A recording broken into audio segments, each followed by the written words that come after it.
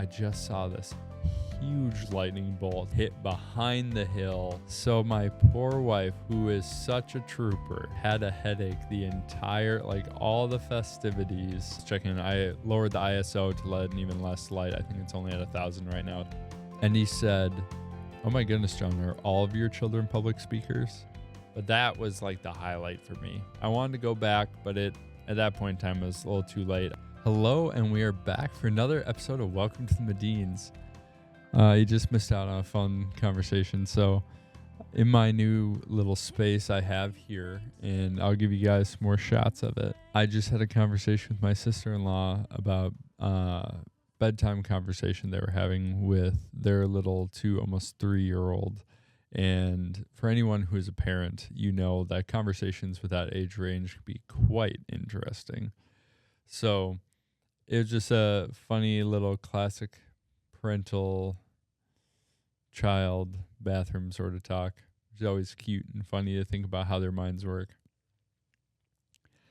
Today, I was thinking, well, one, how excited I am that I am getting to film in a more established space here.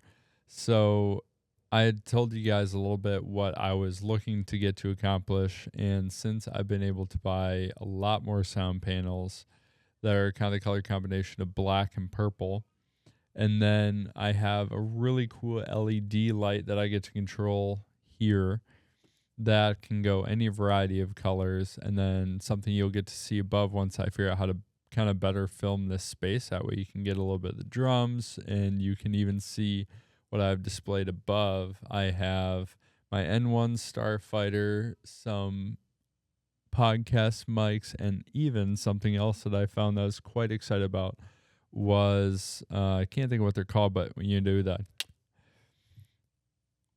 I bought that for the first episode of Welcome to the Medins, and I used what I thought was a dry erase marker on it, because that's what you're supposed to be able to use to write director, producer, cameraman, sound engineer, scene, take all that fun jazz date.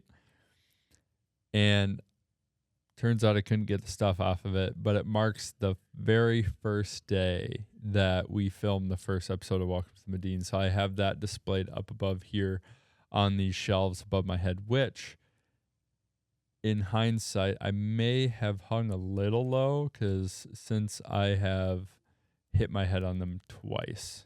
Wow, that was incredible. And what is going on behind the camera right now is actually a lightning storm off in the distance. So I'm not sure if you guys are going to be able to hear any of that as this goes on, but I just saw this huge lightning bolt hit behind the hill here in the countryside, and it was very pretty and very bright, and that's saying something for the lights I have shining on me right now. So this is just all really coming together. My brother and my dad helped me hang these shelves, and they're really cool, kind of free hanging shelves. And so I'll ultimately display what will be my UCS Lego A-Wing, and then my custom built N1 Starfighter, and then a few mics as well, just kind of what like a classic podcast space I would think would have. So I'm just... I've been getting so excited the more and more this has been coming together with little touches here and there. I'm going to adjust these LED lights actually a little bit further this way, maybe even down the wall a tiny bit, and hang up some more sound panels. This is a larger room, and so it's also the space that we do all of our actual band practice and writing in. So finding a good application for all of our sound panels, so that way as we practice on Saturday mornings, it can be a little bit quieter for everyone else in the house. And with that, I'm definitely gonna have to get some consultation from my brothers and my best buddy Austin to see where I should place those, since I think I more or less filled out the space that I wanted here in this little studio environment that I have. But I might also make some additional panels I might put along the floor to help kind of catch the sounds from the bottom of my drums as they go out. So there are some different options. I have them going along the ceiling right now as well to help capture those. I think I'm going to get a really nice thick kind of sound, not blanket. Why can't I think of the word? Maybe you put over your windows. But we have this open doorway over here that if I could get one of those, I think that would help tremendously as well. And then there's a doorway across and put one up over there as well, just so that could really help quiet the environment for everyone else here in the house during Saturdays, during personal practice time, and then for any time that I'm recording episodes of Welcome to the Medins right here. But I am really sad because after I got all this set up, I was helping put our kids to bed, and my wife goes, "What are you planning to do?" I said, I was going to be doing an episode or two of Welcome to the Medins. And she's like, "Oh, I would love to do that with you." I was like, "Okay, let me go grab my lights and my camera away from the space and I'll go set them up." And she's like, "Oh, you already had it all set up? I thought you were setting up in the playroom already, where you guys have seen like my episodes with my brothers or with Debra." I was like, "Oh, I could do it real fast." And she's like, "No, I'm kind of tired anyway. By the time that you got all that set up and ready to go, I think I'd almost be asleep." I was like, "Oh."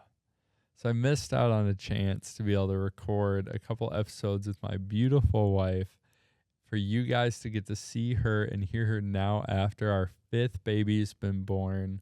She has been recovering really well. Initially, she had after giving birth, she had an epidural and she got something called a spinal headache, which left her just with almost like a constant migraine that could only be solved by laying down. And so she had that from the Monday our beautiful daughter was born, sadly through our sister's wedding. So my poor wife, who is such a trooper, had a headache the entire, all the festivities of my sister Debra and now her husband Ethan's wedding, which was a real bummer because, we wanted to have the baby ahead of time, so we weren't concerned, "Oh my goodness, is she going to go into labor right when they say I do, and then we have to miss the rest of the wedding?" Or, however that would work, day before, day of. And usually I would think if you're about to give birth day of a wedding, you aren't necessarily enjoying all the festivities of the wedding, the beautiful environment, everything. You're just kind of going, "Man, I hope this baby isn't born today. Man, I hope this baby isn't born today. I hope this baby isn't born today." And we didn't want to do that. So we went in and had her induced just honestly days before, because we didn't want to do it too far ahead of time, kind of rush it, but gave us kind of a couple days. And thinking that would all be good. We kind of be into a little bit into the routine. Now this is our 5th baby, so relatively experienced parents by now, thinking that would really help. And we'd just be into as much as you could be with a new baby, into a new routine within a couple days. And then just her parents are going to help watch the kids at the wedding. And we'd both be able to more or less just kind of enjoy the day a little bit more freely, even though we'd have a brand new baby, which isn't that bad because you can carry that baby and it's not super heavy. But my wife, the trooper she went through the whole day with that headache.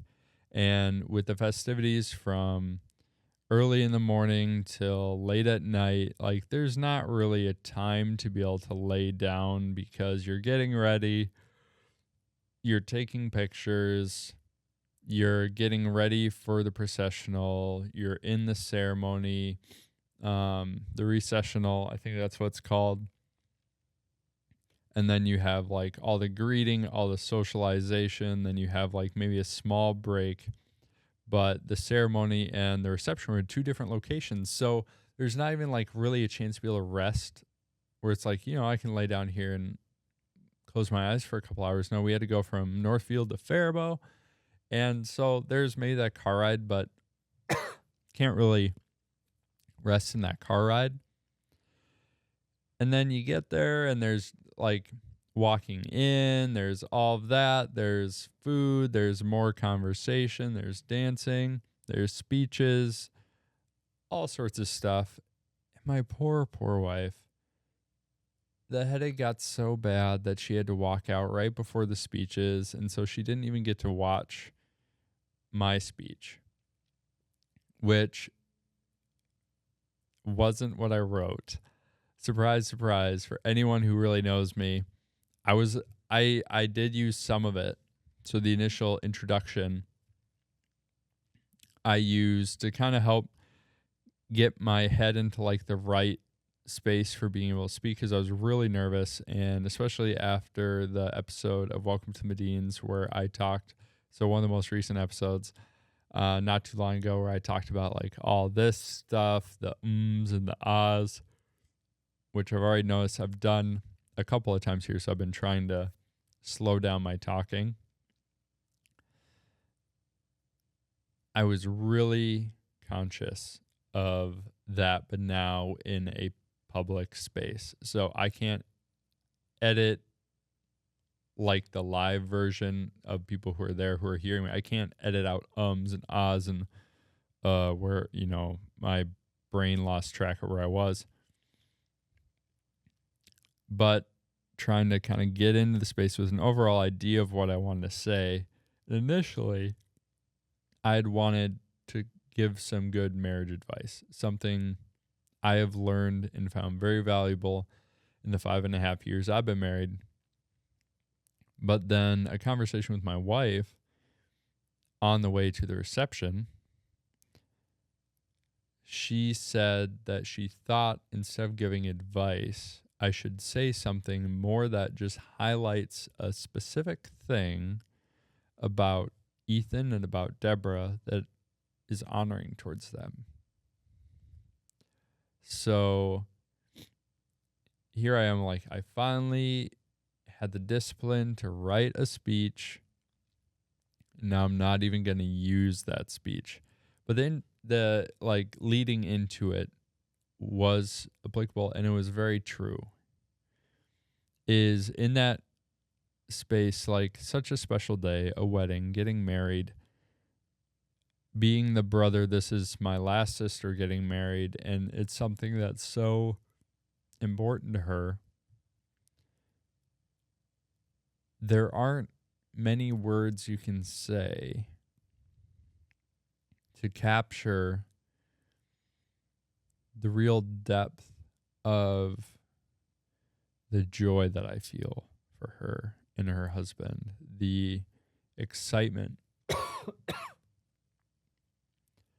for her future with Ethan, for the thankfulness I have for Ethan and how they've handled their dating and engaged relationship so honorably,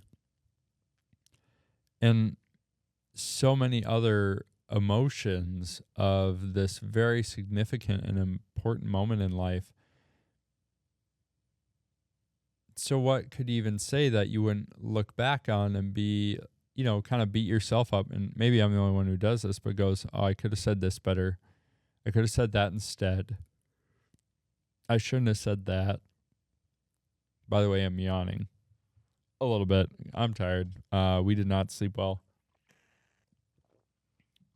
last night, a side effect of a brand new baby. She was just not wanting to go to sleep, whatever that was about. And so I think she finally fell asleep around 2. And after that, my head did hit the pillow, and I don't remember anything really after that, except for waking up in the morning to my door opening and our daughter walking in full volume saying, "Mommy, I'm awake." So I'm still a little tired. Anyway, that being my introduction, it was helpful into getting me comfortable in the space of public speaking, because I'd kind of imagined what it would all look like. And here was at least one thing that I knew was honoring, but not the whole speech. And so it got me there enough to then be able to think about a specific honoring moment with Ethan, and then think about a specific honoring one with Debra. And by the end of it was something very encouraging. My dad's former boss was there because he's a good friend of the family.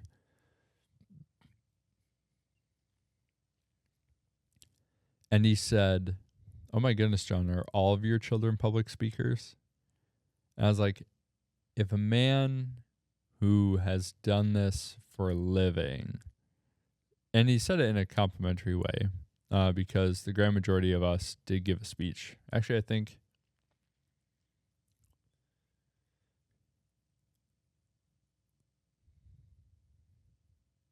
all of us gave a speech, including Debra. All of us gave a speech honoring those two, and then, of course, Debra said thank you. That was such a big compliment.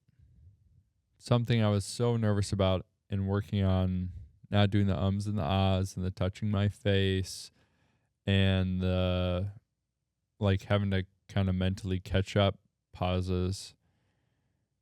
I was shaking still, but trying to speak as though I wasn't.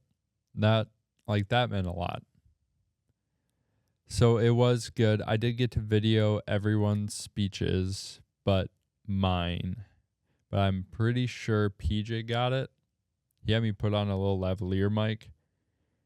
So that would have been attached to his phone. So I'm pretty sure he got that. And I think I saw his phone set up, but it just wouldn't have been caught on my Sony. So once I get that from him, I will include that. Matter of fact, I'll just make space for it right here. And go. And thankfully in editing now, I could just cut that and then slip that in and then come back and here we are. So that was my speech. I tried to keep it pretty short. PJ given a little bit of a longer one. And I think I was the second to last person to give a speech. So at that point, you have the grand majority of the Medins plus a couple friends of Ethan's and his best man giving speeches. So at this point, it's just a lot of speaking, and people just kind of want the party to go on. Hey, let's get to the first dance. Hey, let's get to us being able to dance, all that stuff. Let's get to the cupcakes and the cake and all that. And so just all these combinations, I think I got down just to a few minutes versus like 5, and my siblings will say that anytime I speak, they go, keep it short. Keep it short. I don't actually speak that long. I mean, sure, I get practice with like Welcome to Medins. This is a ongoing monologue. And so I get to practice at like talking for a long time, telling stories, kind of keeping an idea or a concept going until the end of, hey, make sure to tune and subscribe next week to Welcome to Medins. By the way, thank you to all of our new subscribers. Really appreciate it. Hopefully you're liking the shorts and these new episodes. If there's any questions you guys have, feel free to ask, whether it be about my life or the overall Medins / Greenwood / Lexfold / now Gilberts. Drop those comments in the videos, and I'd be more than happy to reply to those. Again, anyone who comments, we do our best to keep it appropriate because this is family-friendly entertainment. One of the things I enjoy about getting to video in these environments is Daniel is dancing behind the camera right now, and sadly, I do not have an angle from over here going that way. But what's really funny is, so the doorway's over here. He was ducking, crawling on the floor, because he thought he would be in my shot. But I thought I'd cast a shadow. Never mind. He thought he'd cast a shadow on my face. No, we're good. Pretty sure. He's looking at it. Is the angle good? Angle looks fine. Okay. How's the lighting? Looks fine. Okay. That's good. I was checking. I lowered the ISO to let in even less light. I think it's only at 1,000 right now. It was pretty bright before. Seemed a little distracting like some of my older work.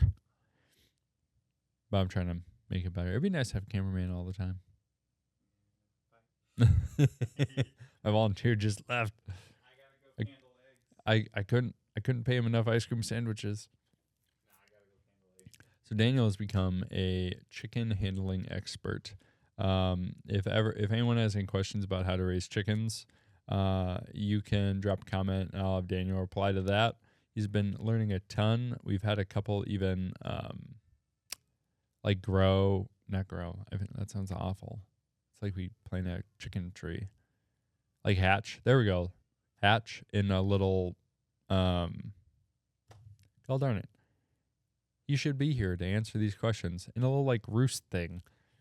And so we have four of our own little chickens out in our garage right now, growing up till they're big enough to handle themselves with all the rest of the chickens. But he and Brianna have more or less kind of become professional chicken farmers in the past couple of months, which has been pretty incredible because I honestly never saw him as a chicken farmer, especially being like a security programmer.